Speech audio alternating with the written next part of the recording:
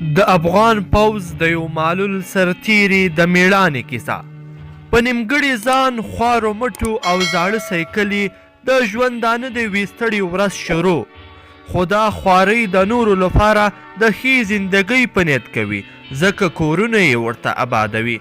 د افغان پوځ دا پخوانی سرتیری د پکتیکا په یوه لرې پرته سیمه کې مین چاودنې له غبرګو پښو خلاص کړی دی. د دې زلمي د نیکونو وطن کونړ ولایت دی، خو له تېرو څو کلونو راهیسې په ننګرهار ولایت کې ژوند کوي. محمد ریاض په خپل کړي خدمت ویاړي او وایي دا جګړه نه ده، خو د نورو لپاره د کورونو جوړول هم خاورې ته د خدمت بیلګه ده. هغه وایي په خپلو خاورو مین دی، ځکه خو کله هم ځان ته د یو معلول سرتیري په سترګه نه ګوري.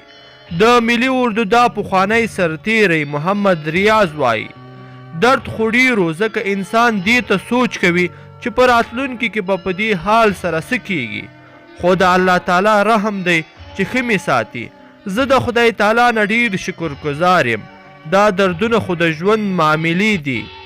ریاض د خپلو لاسونو د تڼاکو په پیسو د 12 کسیزې کورنۍ ساتي او وایي هغه څه چې په ژونداني کې به یې ونه مني نورو ته د سوال کول دي. د افغان پوځ د افغانستان د ملي اردو یو پخوانی سرتیری چې په جګړه کې دواړه پښې پرې شوي دي، خپل همت یې لا هم نه دی بایللی او په خپله سیمه کې کورونه جوړوي.